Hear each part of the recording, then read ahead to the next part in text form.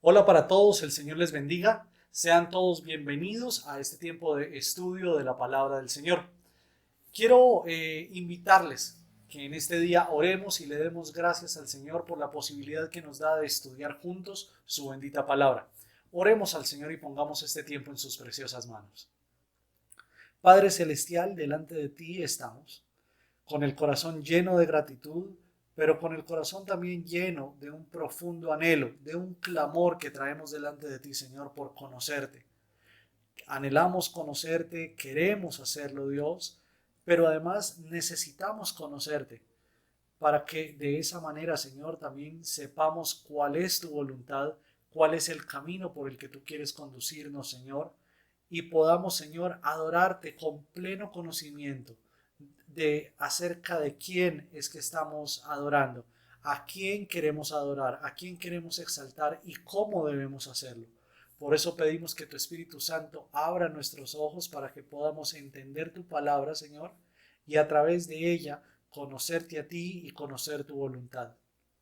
Imploramos en el nombre todopoderoso de Cristo Jesús que bendigas a toda tu iglesia, Señor, que bendigas a cada uno de tus hijos donde quiera se encuentren, Dios, y que tu palabra, Señor, resplandezca ante nuestros ojos como una lámpara que alumbra nuestro caminar tal como lo proclama el salmista, Señor. Queremos pedirte, Señor, que guardes nuestra vida de toda tentación y que nos protejas de toda acechanza, de toda artimaña, de todo engaño, de todo ataque del enemigo, Señor. Protégenos y líbranos y permítenos en todo tiempo, Señor, adorar y exaltar tu precioso nombre. Todo esto lo pedimos en el santísimo nombre de Cristo Jesús. Amén y amén. Una vez más, bienvenidos sean todos ustedes a este tiempo de estudio de la palabra del Señor. Durante varias semanas hemos venido desarrollando el estudio titulado Conociendo al que nos conoce y hoy precisamente estamos llegando al final de esta serie de estudio bíblico donde nos hemos ocupado de estudiar los atributos de Dios.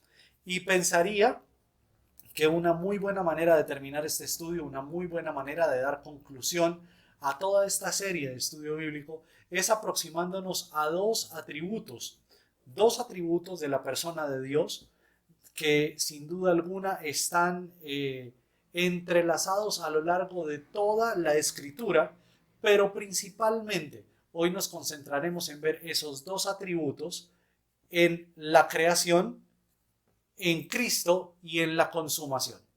De esa manera, utilizando esos tres escenarios, esos tres momentos, nos aproximamos a los atributos de la ira y el amor de Dios. El primer momento y a la par el primer escenario en el que nosotros podremos contemplar la ira y el amor de Dios es la creación. Les decía, es supremamente importante para esto que aproximemos nuestra mirada al libro de Génesis en el capítulo 3. En ese capítulo vamos a encontrar los dos elementos mezclados, los dos elementos entrelazados, mostrándonos cómo operan la ira y el amor de Dios para llevar a cabo su plan salvador, su plan redentor. Génesis 3, versículos 14 al 15. Mire por favor. Entonces el Señor le dijo a la serpiente, por lo que has hecho eres maldita más que todos los animales, tanto domésticos como salvajes. Andarás sobre tu vientre, arrastrándote por el polvo durante toda tu vida. Y pondré hostilidad entre tú y la mujer, entre tu descendencia y la descendencia de ella. Su descendiente te golpeará la cabeza y tú le golpearás el talón.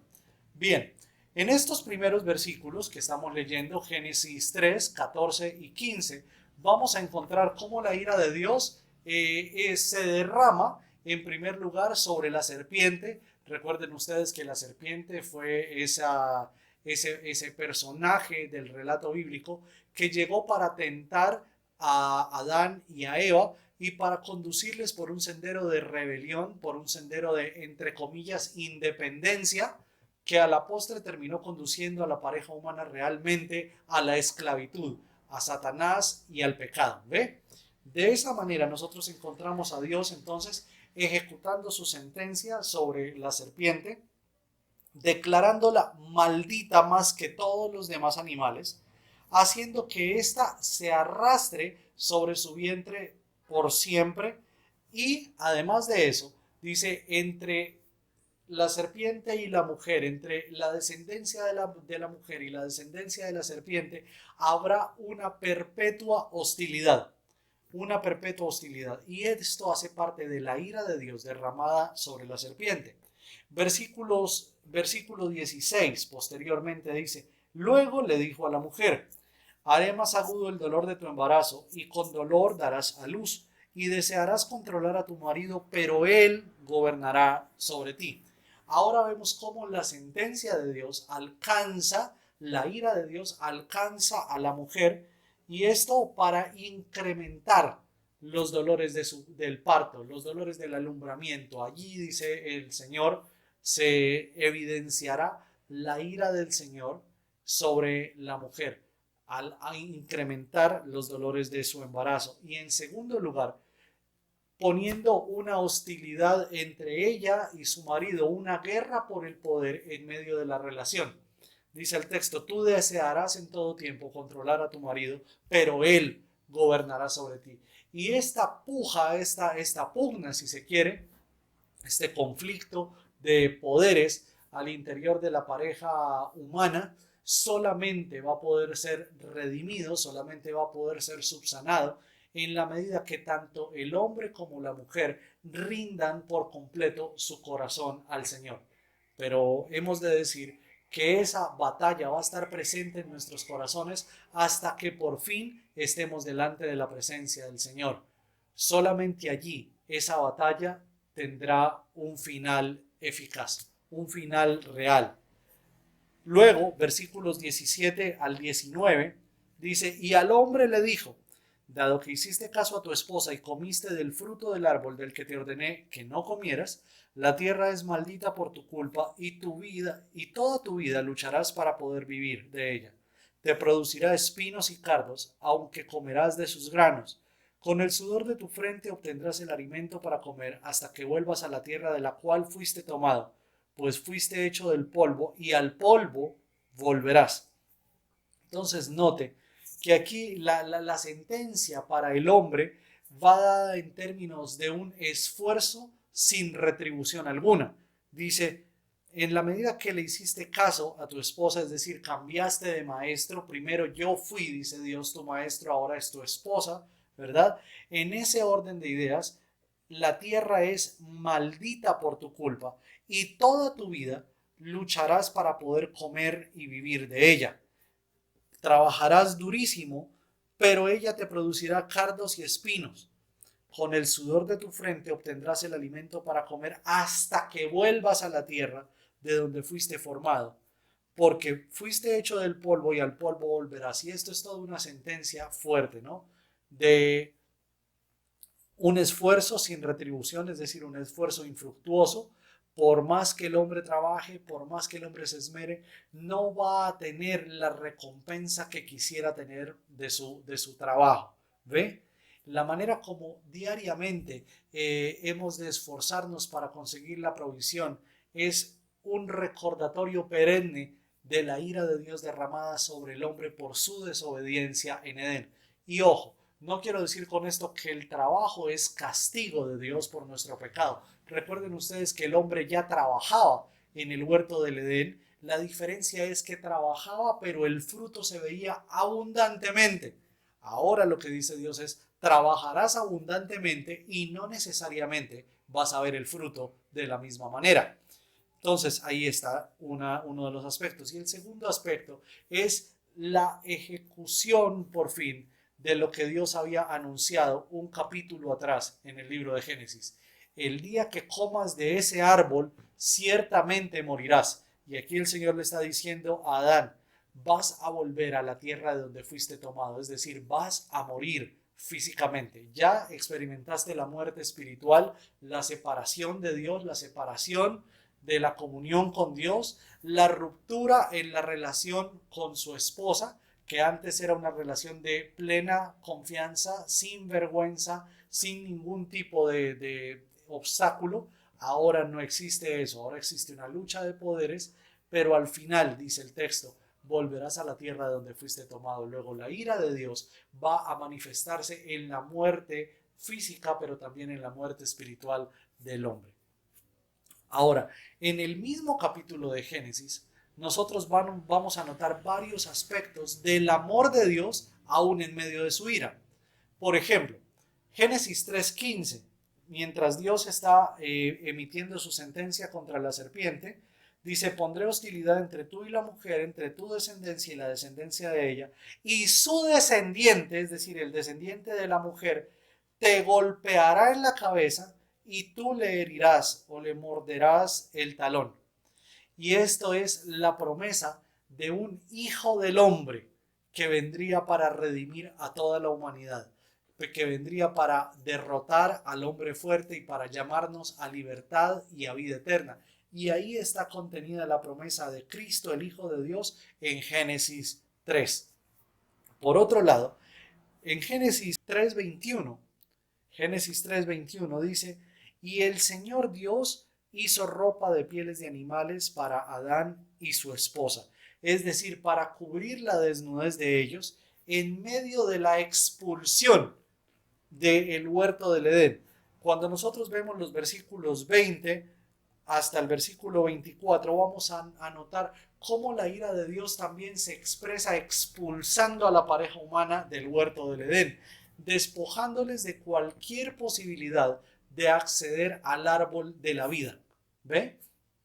Ahora, mientras la pareja humana está siendo despojada del Edén, de su hábitat, del lugar donde habían vivido hasta ese momento, a la par, Dios les está vistiendo de ropas, cubriéndoles su desnudez, y eso como un acto del amor soberano de Dios. De manera que allí tenemos nosotros estos elementos, y vale la pena mencionar que el acercamiento mismo de Dios, el hecho que en Génesis 3:9 Dios haya buscado al hombre para confrontarlo por su pecado, es una manifestación del amor de Dios. Dios perfectamente hubiese podido quedarse a la distancia sabiendo que el hombre había pecado y ya, sin tener contacto con él, haberlo sentenciado a la muerte, al dolor y a todo lo que hemos visto en el texto. Sin embargo, Dios decide acercarse al hombre, que además el hombre se esconde, y la pregunta con la que Dios se acerca a Adán y a Eva es: ¿dónde estás? Más que preguntarles por su ubicación geográfica, realmente lo que Dios está preguntando es por su condición espiritual. ¿Dónde estás? ¿Dónde te encuentras respecto de mí? Y ahí nosotros vamos a notar también el gran amor de Dios. Y noten, en Génesis 3 hemos notado los rasgos de la ira de Dios como atributo, pero también los rasgos del amor de Dios como atributo divino. En segundo lugar, el segundo momento o el segundo escenario donde nosotros vamos a notar a todas luces tanto la ira como el amor de Dios es en el centro de la narrativa bíblica, que es la persona de Cristo Jesús. La primera fue en la creación, ahora lo vamos a ver en Cristo. La ira de Dios siendo expresada en la persona de Cristo Jesús, la vamos a notar en los 4 evangelios de la siguiente manera. Mateo capítulo 27 versículos 27 al 56. Luego Marcos capítulo 15 versículo 21 al 41. Posteriormente Lucas 23, 26 al 49. Y finalmente Juan 19 del 16 al 37. En los 4 evangelios aparece registrado el momento de la muerte y la crucifixión de Cristo Jesús. Es en la muerte de Cristo Jesús, en la crucifixión, donde usted y yo vamos a notar la ira de Dios siendo derramada sobre la persona de Cristo. Y esto tiene todo que ver con el plan salvador que había sido anunciado en Génesis 3:15, ¿verdad? Hubo enemistad entre el hombre y la serpiente, entre la simiente del hombre y la simiente de la serpiente. Se anunció desde el libro de Génesis que el descendiente del hombre heriría mortalmente a la serpiente en su cabeza, pero la serpiente recién mordería el talón del Hijo del Hombre. Allí nosotros encontramos entonces a Cristo dando un golpe certero a la serpiente antigua que es Satanás en la cruz del Calvario. Un golpe certero porque a través de la muerte de Cristo usted y yo fuimos salvos, fuimos redimidos. Las puertas del cielo nos fueron abiertas para ponernos en comunión con el Padre Celestial. Pero para que eso sucediera, Cristo tuvo que recibir sobre su propia humanidad, sobre su propio ser, todo el peso de la ira de Dios, de la ira justa de un Dios santo. ¿Ve? La ira de Dios es el atributo a través del cual Dios manifiesta toda su justicia, todo su celo por su misma santidad. ¿Ve? Y la santidad de Dios fue ofendida, la santidad de Dios fue agraviada a partir del pecado cometido en Génesis 3. Pecado que trajo consigo una naturaleza pecaminosa sobre toda la raza humana. Y vez tras vez usted y yo ofendemos y agraviamos la santidad de Dios.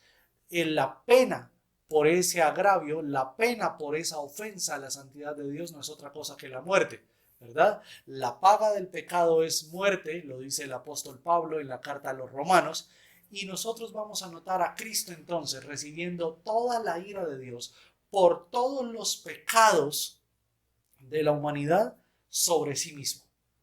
De esa manera entendemos nosotros que Cristo se convierte en el recipiente de la ira para posteriormente convertirnos a nosotros en recipientes del amor divino. Entonces, en la cruz están mezclados tanto la ira como el amor de Dios, porque el amor de Dios se nos manifiesta también en Cristo Jesús, en el momento de la crucifixión, pero a través de todo su ministerio público. Por ejemplo, el Evangelio de Juan, quizá uno de los versículos más conocidos de toda la Biblia, Juan 3:16 dice, porque de tal manera amó Dios al mundo, que nos entregó a su Hijo unigénito, para que todo aquel que en él crea no se pierda, sino que tenga vida eterna. ¿Ve? De tal manera amó Dios al mundo. Y este amor de Dios expresado al mundo no se refiere solamente a las personas que habitamos el planeta, no se refiere solamente a las generaciones que hemos vivido y las que vivirán en el planeta una vez nosotros ya no estemos, sino se refiere a toda la creación. La palabra cosmos en el griego se utiliza para hablar de mundo y tiene por lo menos tres acepciones distintas. Por ejemplo, se habla del mundo refiriendo a todo el sistema espiritual que es opuesto a la voluntad de Dios. Se habla del mundo para referir también a lo natural, a lo que fue creado, a lo que podemos ver con nuestros propios ojos. Se habla del mundo refiriéndose a aquellos que han nacido naturalmente, pero no han nacido de nuevo para ser hijos de Dios. Y luego se habla también del mundo en términos de toda la creación, todo el cosmos, todo el universo. Y esto es lo que está señalando Juan en 3:16 de su evangelio, cuando dice, de tal manera amó Dios al mundo, porque recordarán ustedes que en Génesis 3 Dios le dice a Adán, por culpa tuya toda la tierra es maldita. Y toda la tierra es toda la creación es maldita por culpa tuya. Ahora en Cristo Jesús, en el segundo Adán, la tierra, es decir, todo el cosmos, todo el universo está siendo redimido también por el amor y la gracia de Dios. Posteriormente, Romanos 5:9, que hace referencia a la obra de Cristo. Entonces, ya que hemos sido hechos justos a los ojos de Dios por la sangre de Cristo, con toda seguridad, Él nos librará de la condenación de Dios. Este texto, según la nueva traducción viviente, habla de la condenación de Dios. Originalmente el texto habla de la ira de Dios. Y vemos nosotros entonces a Cristo justificándonos por la gracia, a Cristo justificándonos ante los ojos de Dios por medio de su sangre para librarnos de la ira justa del Dios Santo. De esa manera están articulados los dos atributos, la ira y el amor de Dios. Posteriormente, vamos a notar también en la carta a los tesalonicenses, primera a los tesalonicenses, capítulo 5, versículo 9. Pues Dios escogió salvarnos por medio de nuestro Señor Jesucristo y no derramar su enojo sobre nosotros, dice el verso 10. Cristo murió por nosotros para que estemos vivos o muertos cuando regrese, podamos vivir en Él para siempre. Así que aliéntense y edifíquense unos a otros, tal como ya lo hacen. Entonces, noten, la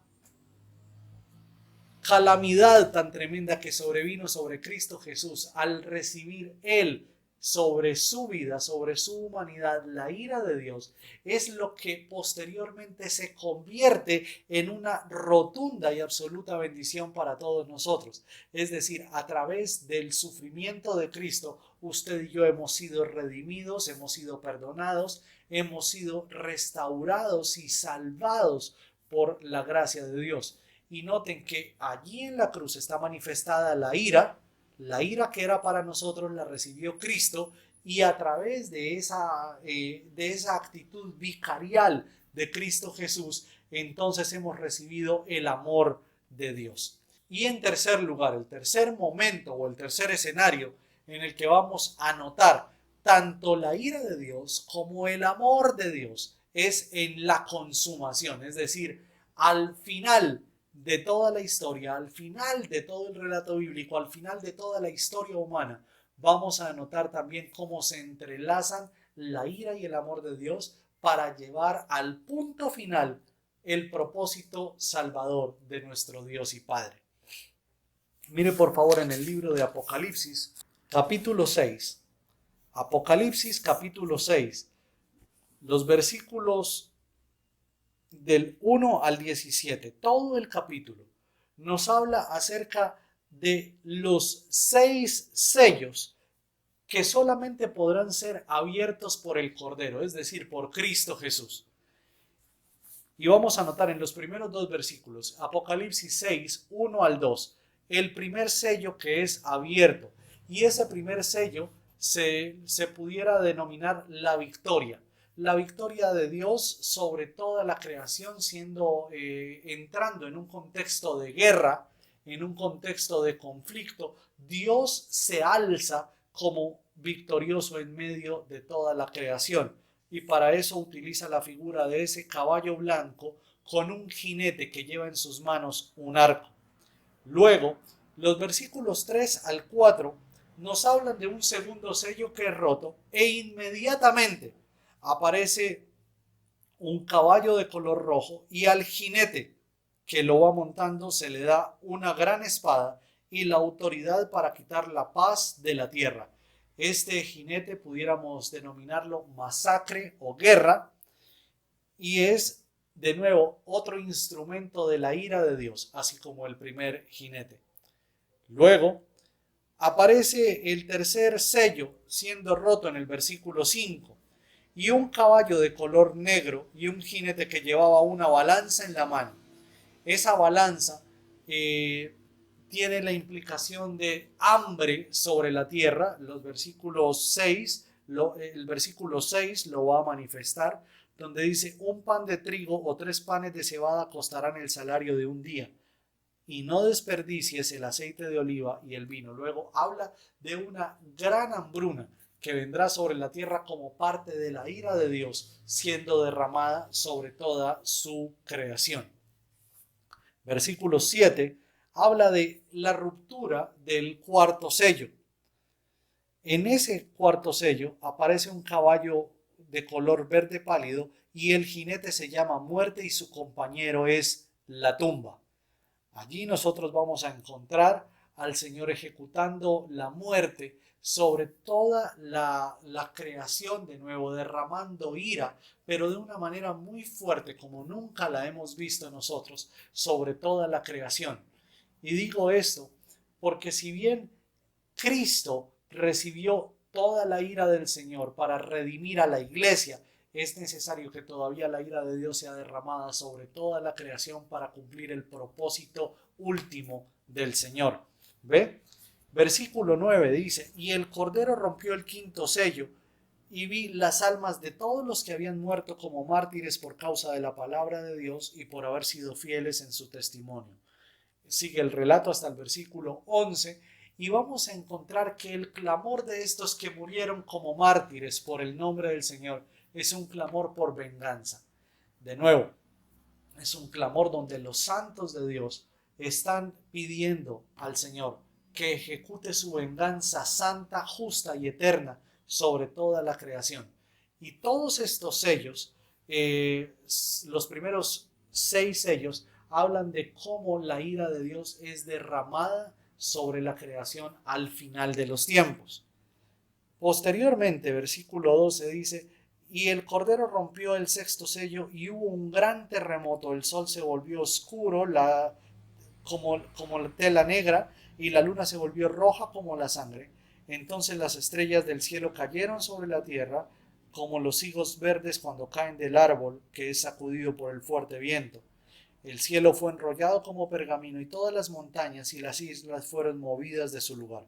Entonces todo el mundo, los reyes de la tierra, los gobernantes, los generales, los ricos, los poderosos, todo esclavo, todo hombre libre, se escondió en las cuevas y entre las rocas de las montañas y gritaban a las montañas y a las rocas, caigan sobre nosotros y escóndannos del rostro de aquel que se sienta en el trono y de la ira del Cordero, porque ha llegado el día de su gran ira.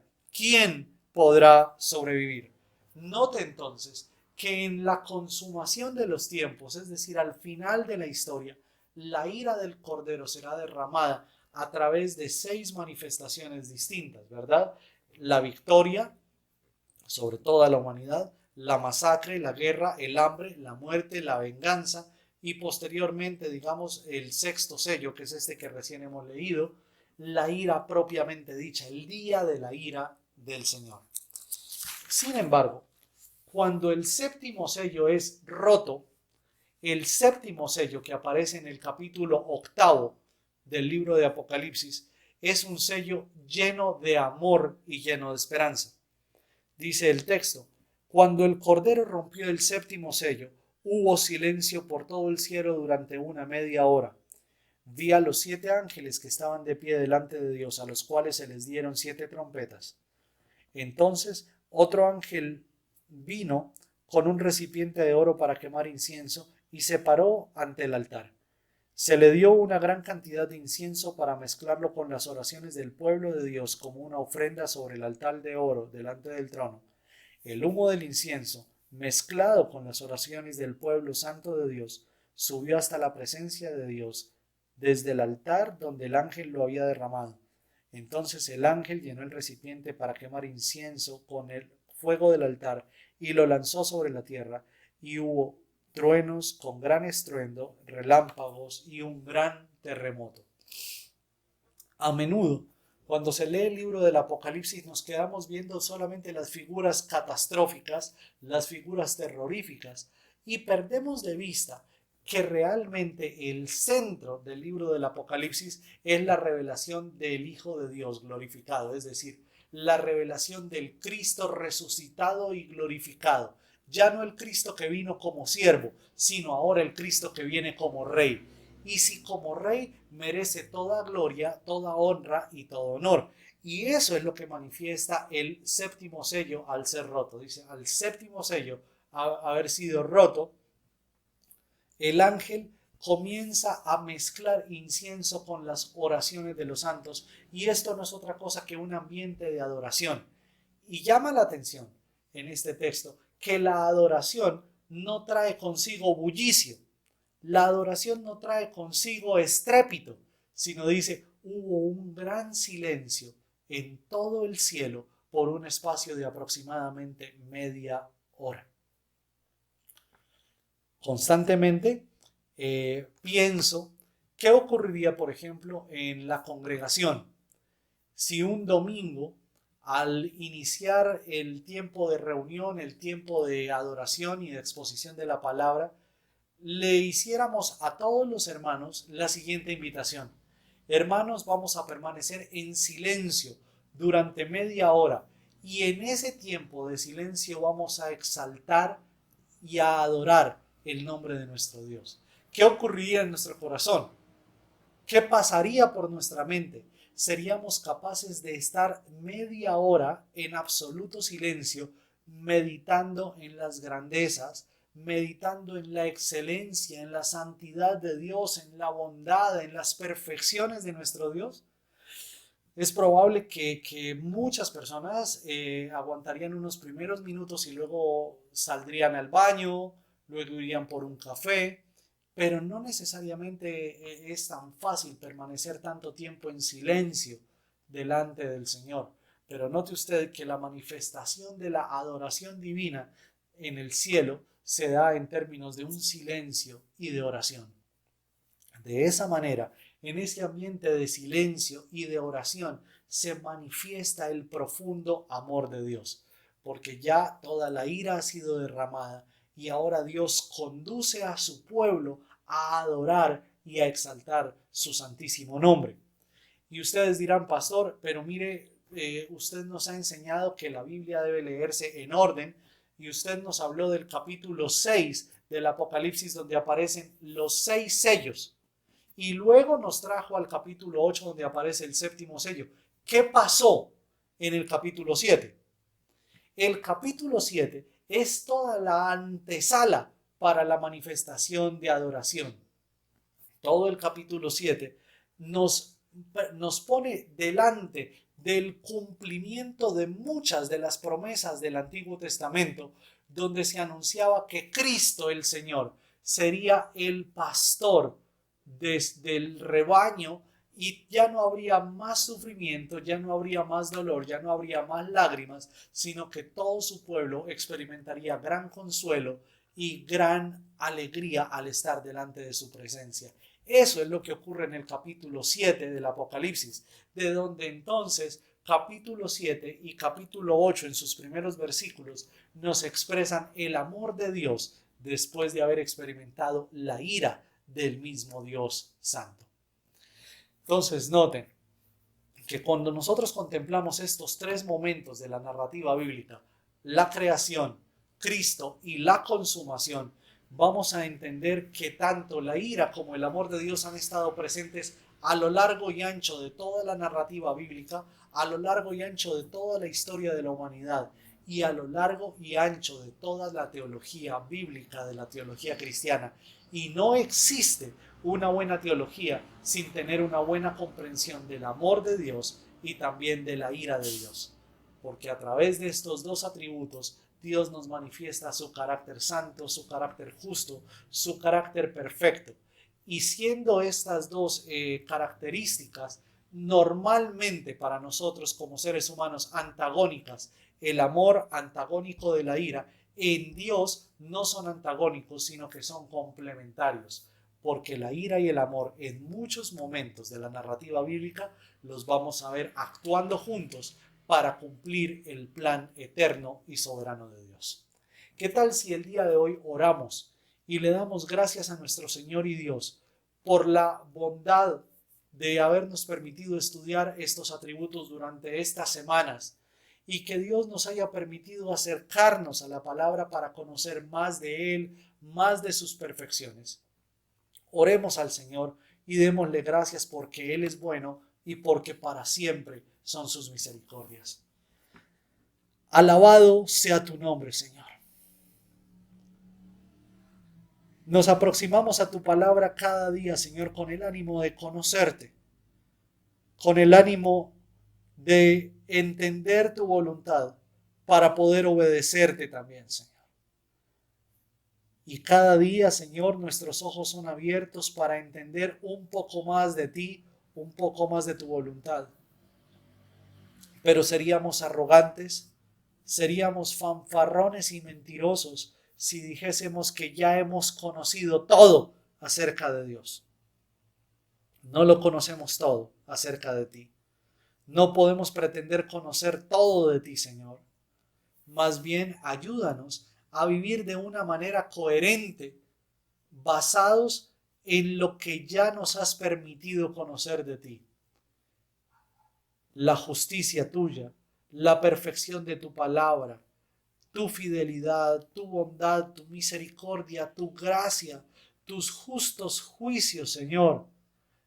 Padre, y hoy que nos hemos aproximado de una manera muy panorámica, muy abuelo de pájaro, Señor, a la ira y al amor tuyo, Señor, permítenos entender y saber que tú ejecutas tanto la ira como el amor para llevar a cabo tu plan eterno y soberano, el plan que tiene como protagonista a Cristo Jesús y cuya meta es conducirnos a la persona de Cristo Jesús al final de los tiempos. Nos mostraste la ira y el amor en la creación, ejecutando sentencias sobre Adán y sobre Eva, pero también cubriéndoles de tu gracia, vistiéndoles de pieles de animales, buscándoles cuando ellos lo único que querían era esconderse y prometiéndoles el Redentor desde el mismo momento en que cometieron pecado. Gracias, Señor, porque en la persona de Cristo nos diste el Salvador, que fundamentalmente nos salvó de tu misma ira, nos salvó de tu ira justa, de tu ira santa. Él recibió sobre sí mismo toda tu ira para darnos salvación y vida eterna por amor, porque de tal manera nos amaste que nos entregaste a tu Hijo Jesucristo. Y al final de los tiempos, Señor, encontraremos de nuevo tu ira y tu amor siendo derramadas sobre toda la humanidad, Señor, en términos de victoria, en términos de guerra, en términos de hambre, de muerte, de venganza, de ira. Pero también encontraremos tu amor, apacentando a todo tu rebaño y conduciendo a tu rebaño a pastos verdes y a aguas frescas, donde ya no habrá más sed, donde ya no habrá más hambre, ni más dolor, ni más sufrimiento, porque tu presencia, Señor, lo va a colmar todo y lo va a llenar todo, Señor. Padre Celestial, que todo esto que hemos podido estudiar, que todo esto en lo que hemos podido meditar durante todas estas semanas, Señor, sea el instrumento que uses en nuestra vida para que podamos releer la vida, releer nuestras circunstancias, releer lo que está pasando alrededor de todo el mundo a la luz de quién eres tú, Señor. Que ninguna prueba, ninguna circunstancia, ninguna calamidad se ha salido de tus manos, sino que tú sigues siendo soberano, Rey todopoderoso, eterno gobernante, el que lo sabes todo y el que lo puedes todo, Señor. Y nuestra vida reposa en tus manos a causa de tu eterna fidelidad. Hoy nos refugiamos en ti. Hoy nos guardamos, Señor, en tus manos. Y damos gracias porque tú mismo nos pusiste en tus manos, en tu presencia.